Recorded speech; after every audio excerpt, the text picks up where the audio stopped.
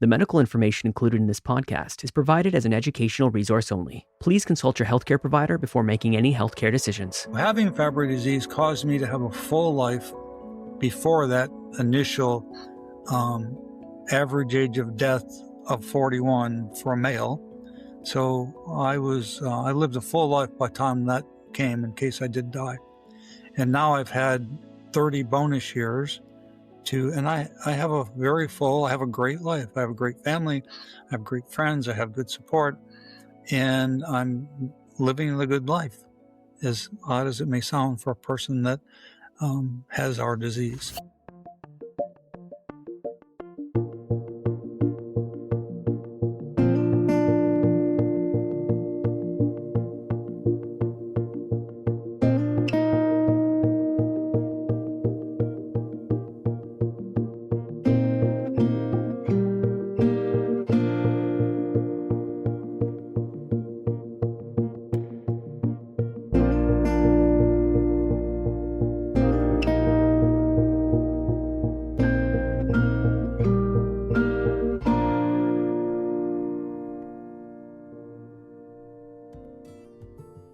Last year, I had the opportunity to attend Fabry camp in North Carolina.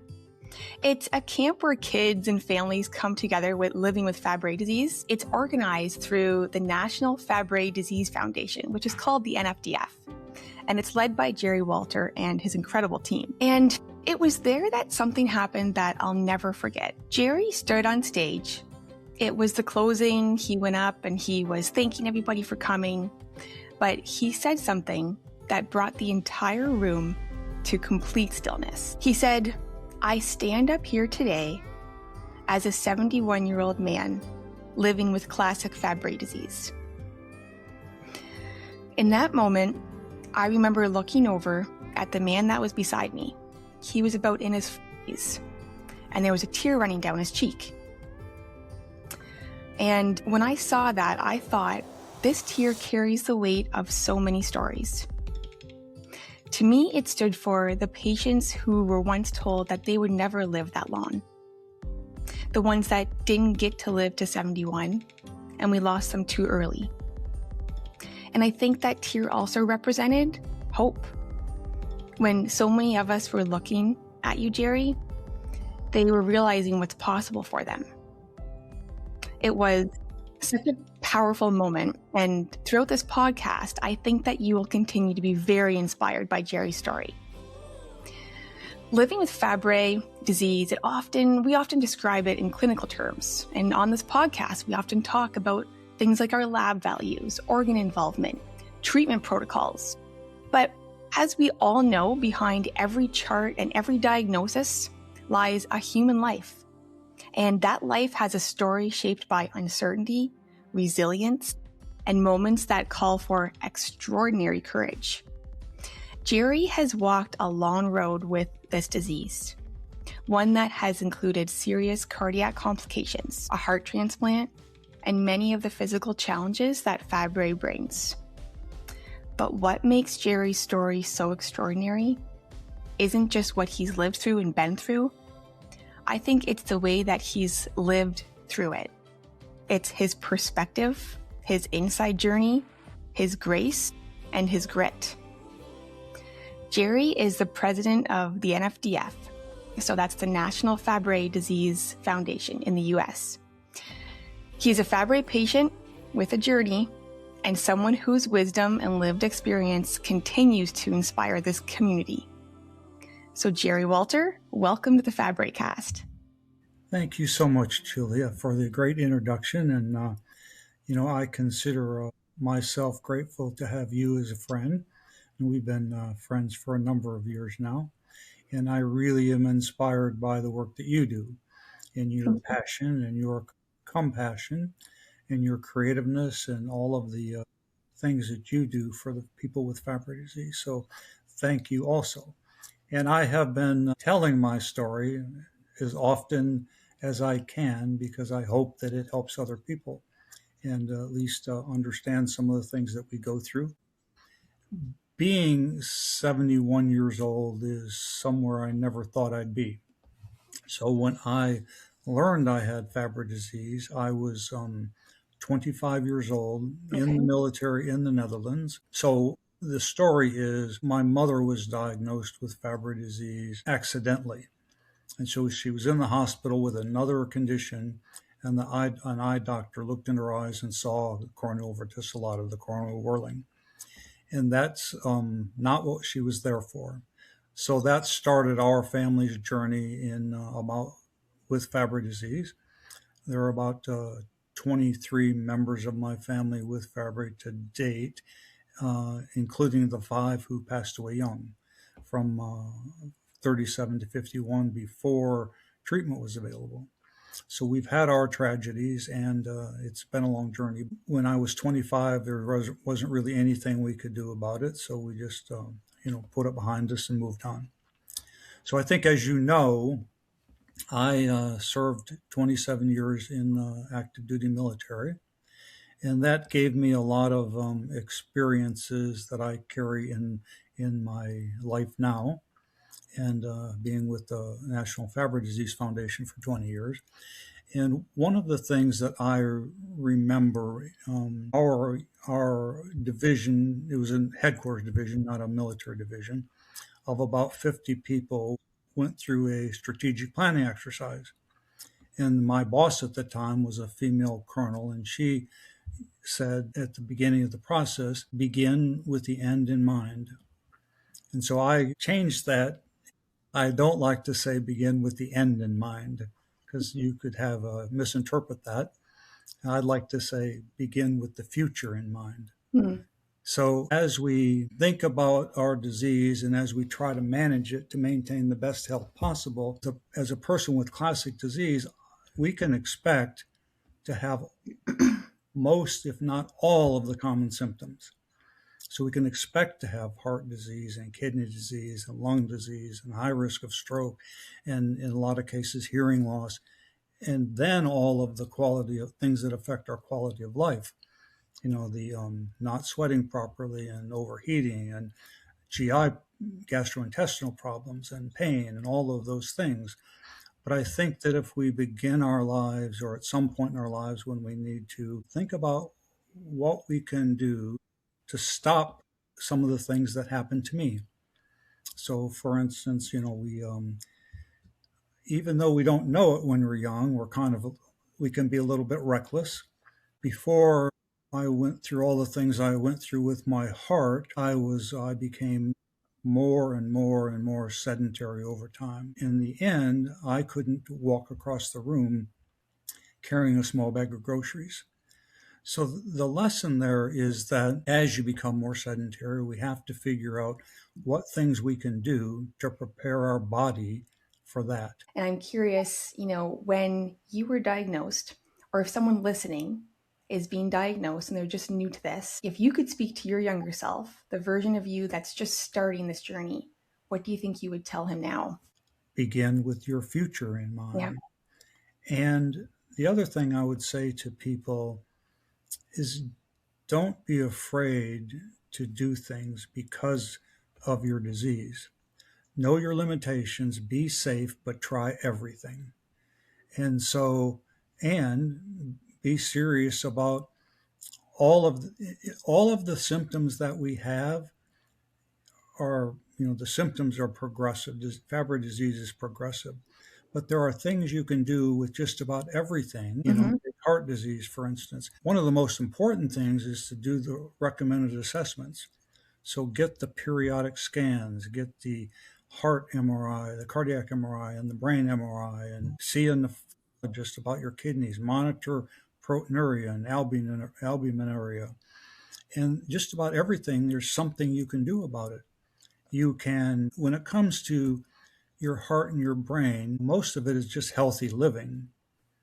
So if you're following a healthy eating habits, if you're getting your exercise, there's things that you can do that are going to help you down the road.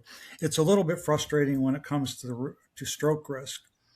So I ask my neurologist, I say, okay, I'm doing all the things you're supposed to do about stroke risk. I'm eating properly. I am trying to get enough sleep. I'm exercising. I'm managing my blood pressure. I'm managing my cholesterol. I am doing all of those things. I refer to it's the American Heart Association Essential 8.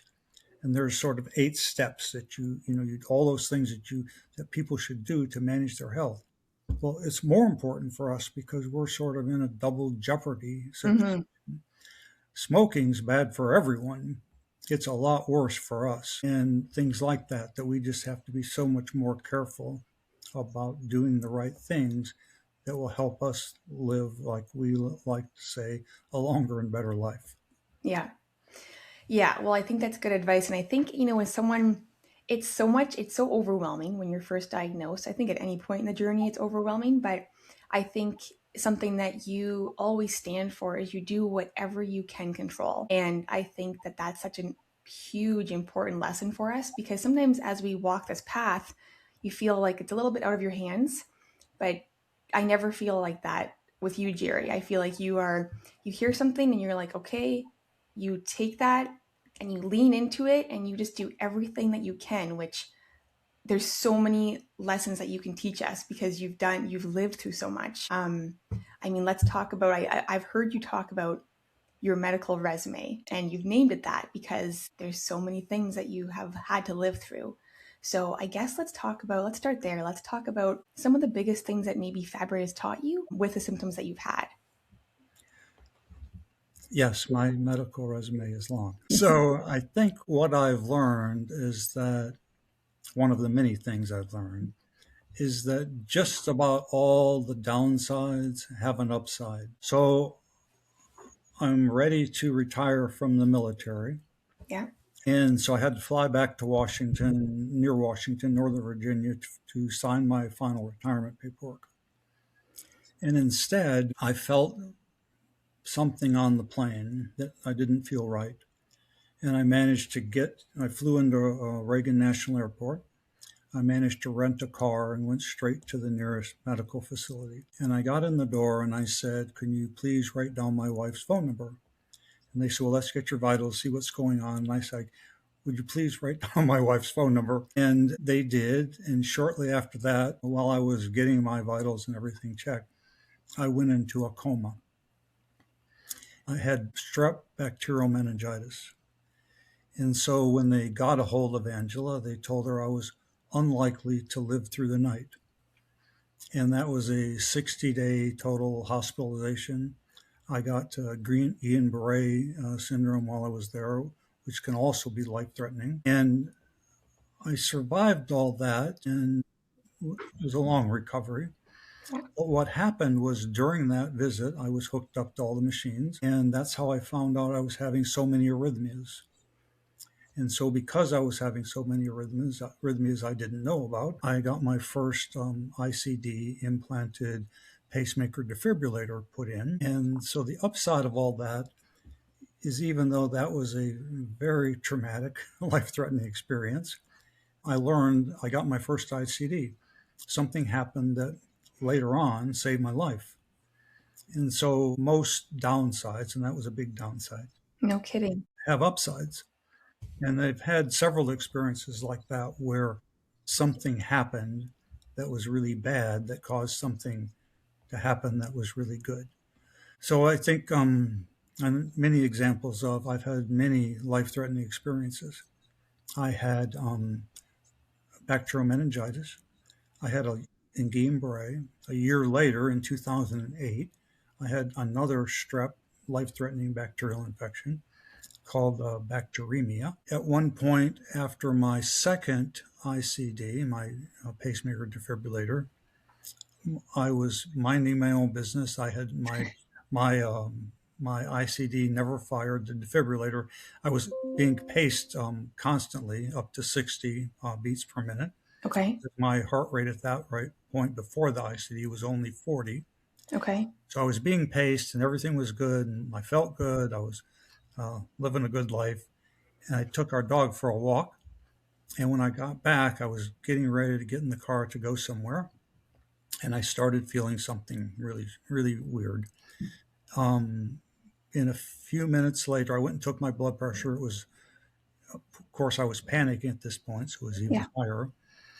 But my ICD shocked me.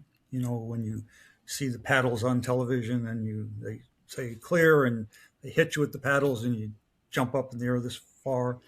Well, that was what the defibrillator does internally. So I got shocked, and I continued to get shocked for another 12 times in 35 minutes. And again, I thought, well, this is it. I'm laying on the grass outside of my house, and the paramedics came, and no one will touch me because if I get shocked, they get shocked if you're touching a person. Okay. So I just had to lay there Oh my until gosh. they thought it was safe for me to get put in the ambulance and get taken to the hospital.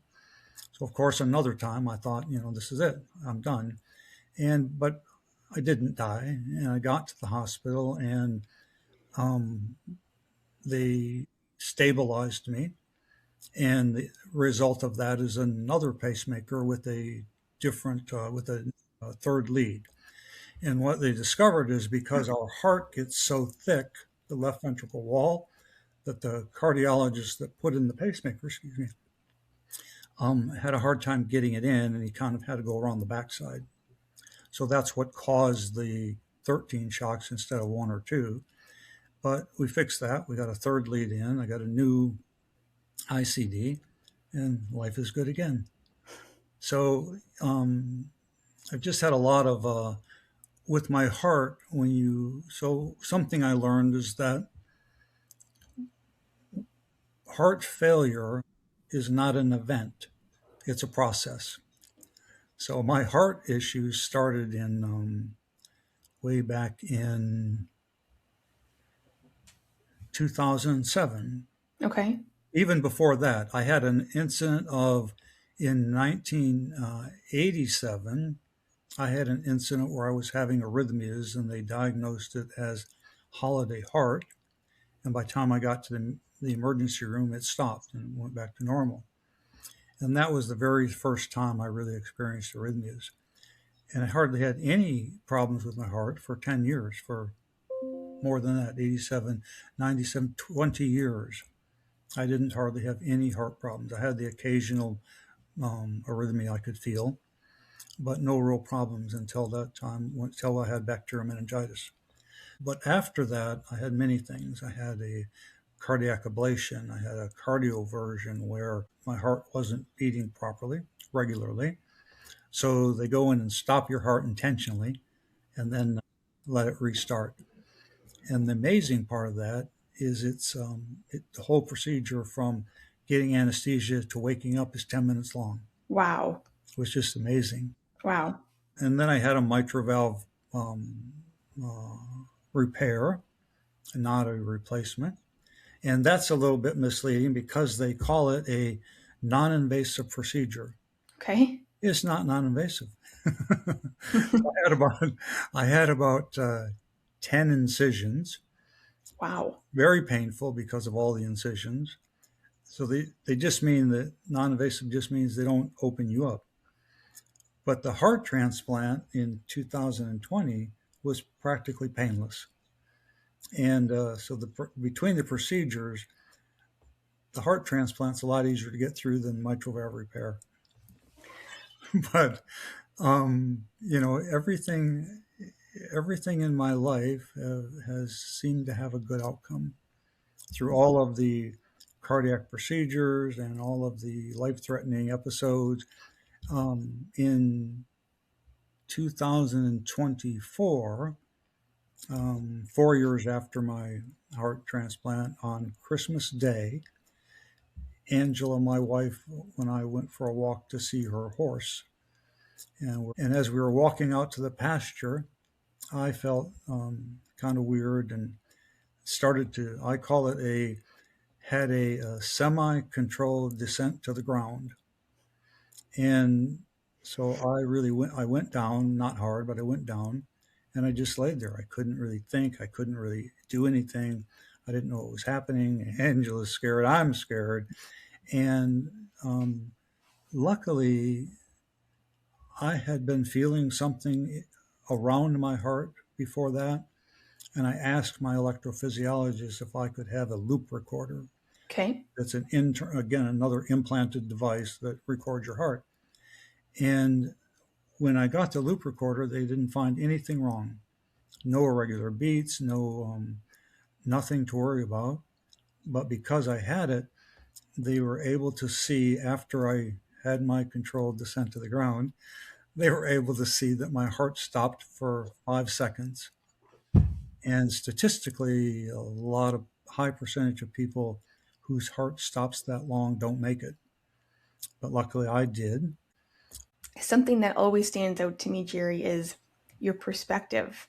I think that you could have at so many points chosen to take a different perspective. And I remember we briefly chatted when you did have your semi-controlled descent to the ground. We spoke, and I think I was like, I had tears in my eyes, and I'm talking to you, and I was like, oh my gosh, like you just have been through so much, and then you have to go through this, something else. And you just had this positive perspective where some people could have just, we can, and it's okay to choose to just be like, I've had enough, and you're just like, you know what? Yeah, this happened and I'm going to learn from it. And I'm going to just do whatever I can. And I mean, I think you said much more than that. That was impactful. I can't remember exact words, but I just remember hanging up and sitting there for like 5 minutes thinking, okay, there's something really special about this man that he is able to somehow pull from forces. I don't know where you get them, but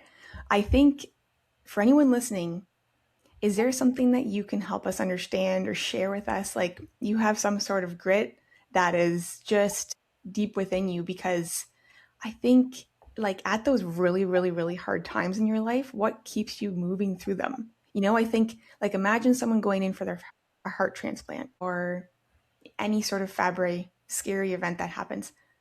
What can you teach us about what you do in there? Because I want to know. And I think a lot of people want to know.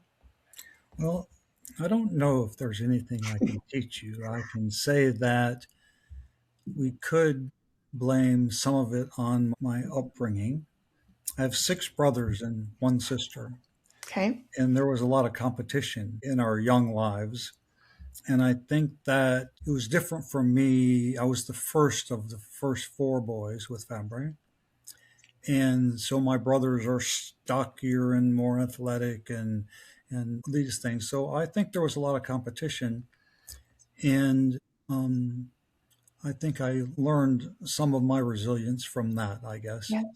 And the other thing is that we grew up being optimists. Most of my family are optimistic by nature. And I can't take credit for that because it just is. And so I can find the upside of things pretty easily. And, it's not that I don't get discouraged sometimes. Of course, Yeah, you're thinking, not again. You know, this isn't for happening. sure.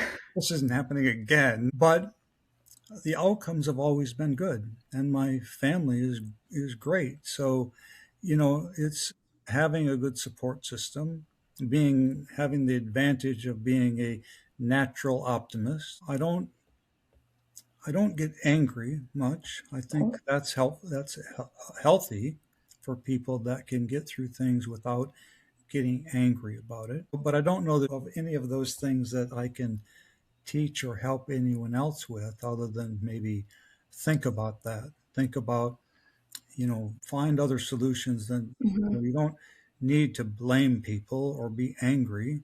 You just need to do the best you can to deal with the situations that you're in.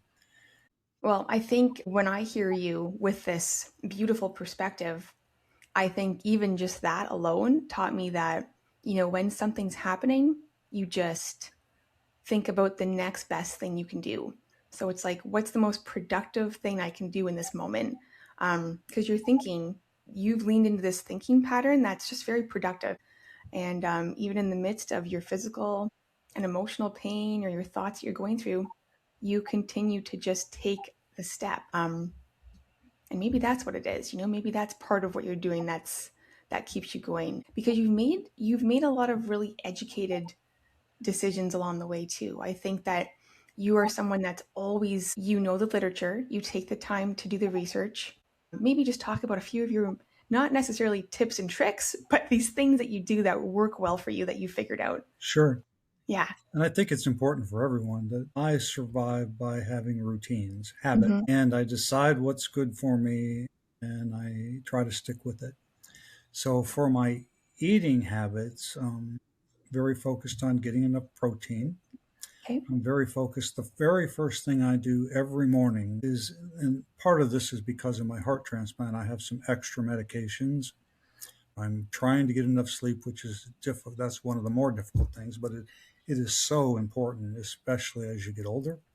So getting enough sleep, the single most important a person with Fabry disease can do is stay on your treatment, your Fabry specific treatment.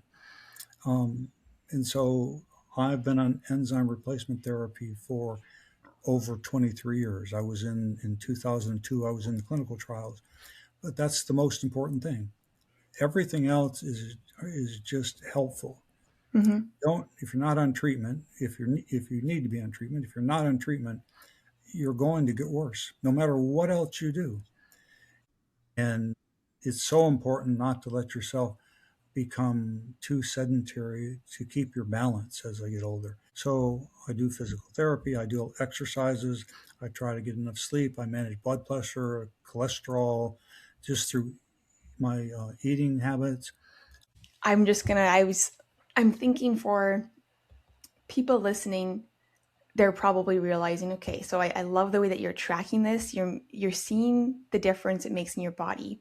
Um, Protein, hydration, whole foods, not processed food, trying to limit sugar, salt, movement, super important. And I think that all of those things that you just said are, it's like the foundations of health: sleep, diet, movement. If we can do those things, even if it's for a short period of time every day, I think that that also just helps our mood. It helps our lifestyle is so important. So thank you for sharing that part. Just for 1 minute, tell us about your push-up challenge, because I think this was so cool, and the amount of push-ups that you did in 1 month, days away from your 70th birthday. So my push-ups. So I Yeah, learned to do push-ups in the military, and one day I decided, both for my health and I did it initially as a fundraiser. I say, will you donate to so much for each push-up I do? yeah. And the fundraiser wasn't really as important to me as the health benefit. And so I started doing push-ups in sets of 10.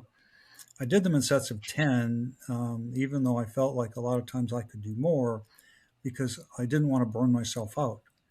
So I did sets of 10 and I would do from 10 push ups.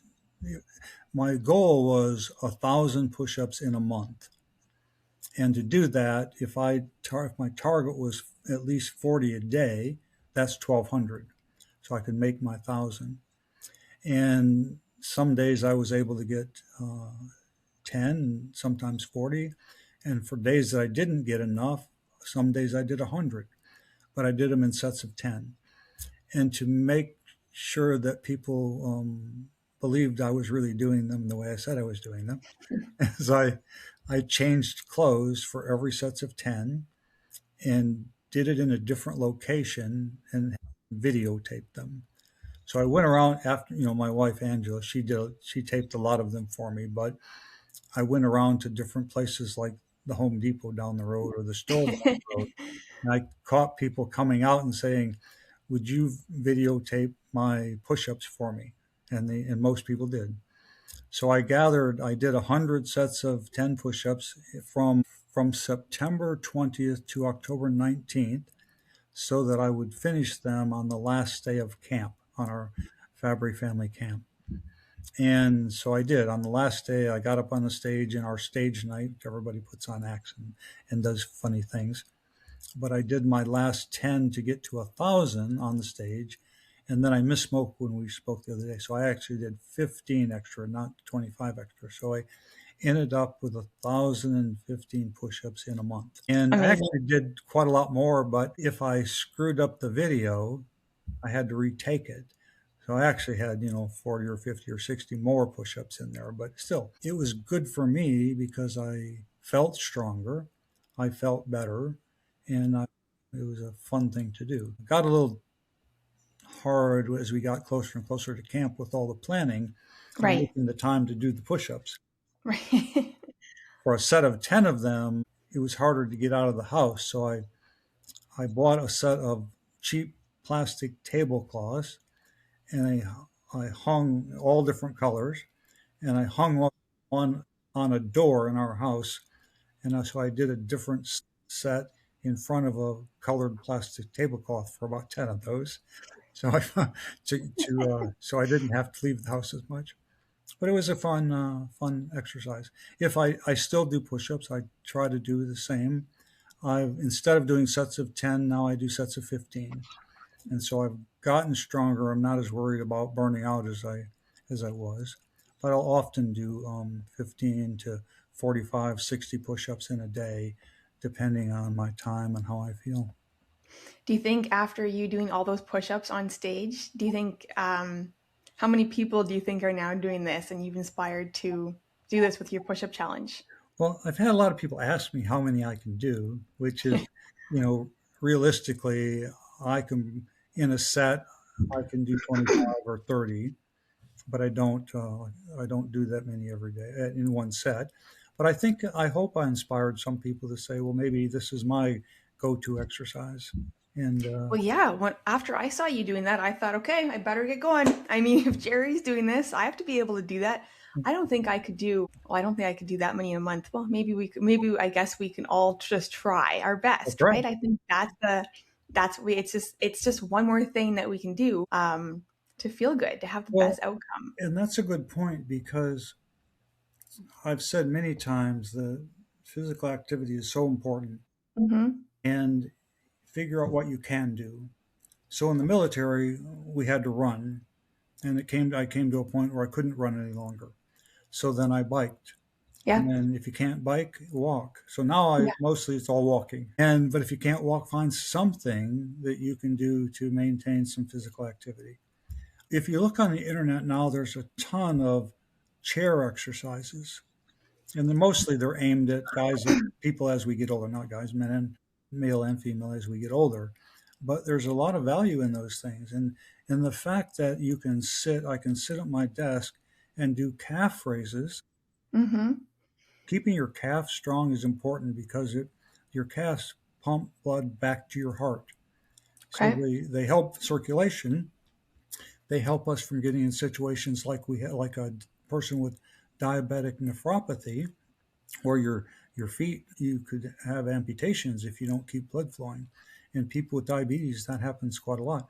In people in the Fabry community, I know several people that have had to have amputations because of, I'm going to just say in simplest circulation, but some cases it's more than that. But still, keep your blood flowing. I've learned that we all know that exercise is good. It's really simple. Keep your blood moving through your body. It cleans your arteries out. It helps you maintain blood pressure and circulation. And so, it's really important. But find something that you can do. People are Yeah. going to say, I can't do that. I'm in pain a lot. I have other issues. Edema is keeping me from doing things. And I understand that. And I sympathize with people that are struggling with those kinds Yeah. of things. But just try to find some way to get physical exercise if it's no more than sitting and moving. Um, Moving. I do the exercises, as I was mentioning, that are, I know I can't even think of the word, but certain kind of just movement exercise, like Tai Chi, but not really Tai Chi, but they're just movement exercises. And yeah, like you said, do whatever you can. And even if it's for starting for 5 minutes, I think that's a good place to Yes, start yeah, if you're not absolutely. already. Yeah. Yes. Anything else you want to say about, some of the other experiences you've had with Fabry? Well, things happen. If we're at risk of hearing loss, I have profound hearing loss in my left ear and severe hearing loss in my right. Okay. If I take my hearing aids out, I cannot communicate with people. So when you feel like you have hearing loss, when your hearing is getting worse, don't procrastinate. Get hearing aids. They're hard to get used to, but it takes a little while. But then it's just natural. I can't live without them, and so I think the sooner you get hearing loss, the sooner you can communicate better with the world. You won't believe how much you've been missing. In terms of eyes, Mm-hmm. one of the one of the many scary things I've had is I had something called amaurosis fugax, a medical term for an occlusion in the vessel in the eye. So I had all the symptoms of what do they call that? I can't remember what they call the other condition, but it wasn't that. And I went blind, suddenly went blind in one eye. And it started out with flashes of light and floaters in my eye and fuzzy vision. And then it went dark, completely blind in one eye. So scary. It was so scary. And I went to the doctors and we investigated it and realized what it was. It was occlusion from lipids, Fabry GLA, in the vessels. And so it cleared up on its own. It took a few weeks. I had floaters for probably a year, little black floaters going across my eye, but it finally got better. We are going to experience unexpected health issues. It's just a fact. Literature will help you understand what can happen, but it's not foolproof. Things are going to happen. We just have to manage each event the best we can. I guess just a couple really quick questions to close would be I'm listening to you thinking, okay, what's your proudest moment as a patient? Well, I'm still alive. Yeah, that's something to be proud of. I really enjoy what I do in managing the programs for the National Fabry Disease Foundation and getting a sense that we are supporting other people and helping other people. And Yeah. as you know, I write a column for Fabry Disease News also. I Yes. share more personal things, and all of those health tips that I live by, I've written about and just try to share as much as I can. And I have I have a great life. I have a great family. I have great friends. I have good support, and I'm living the good life, as odd as it may sound for a person that has our disease. So, When when you were up on stage this past Fabry camp, when you said I'm a 71-year-old classic male with Fabry, how did it feel for you standing up there saying that? well, I never thought I'd get there. So Yeah. I say that with intention that I want people to know that this is possible. Not that I'm the perfect example of of a perfect specimen of a human being, but Pretty good. to show people that it's possible. That of course tragedy still happens, but if we do all the right things, if we get started on treatment as early as possible, as is advised by your doctors, and if we do all the things we can to manage ourselves, then a good long life is possible. Treatments will get better. We'll have more oral treatments or gene therapy, one or two times, or one every 1 year, or one every 5 years, or one and done. Everything Yeah. is going to get better, Yeah. and so we just have to do our part. Is there any final words that you would want to share with the Fabry community that you haven't yet? Any parting words? Begin with the future in mind. Yeah. I think that's just it's an attitude Mm-hmm. and it's a process. And don't give up. I mean, things are going to be hard. Don't be afraid of the things that sound scary, and they may not be easy, but life will get better. Be strong and do the things you have to do, and try to keep a good attitude about it. I tell people that even if your quality of life symptoms don't seem to be getting better, Mm-hmm. treatment works. There are things that treatment is not going to work for, so you have to do the extra things. You have to think about not just treatment, but all these other things that Mm-hmm. you can do. Yeah, manage everything, try everything, and be safe. I love it. Well, thank you, Jerry. Thanks for sharing your story, your honesty, your perspective, your attitude. I've really, really loved this conversation with you. And I hope that everyone listening has learned just some of the few things that you mentioned in this podcast. I've learned so much from you, and I hope that those listening realize that they can do these things too. You know, you're here to say, this is your lived experience and you're doing it and you're here. Thank you for being you and for being here and for sharing all your inspiration with us. Thank you, Julia. And it is always a pleasure spending time with you. I appreciate having you in my life. Thank you, Jerry. Me too.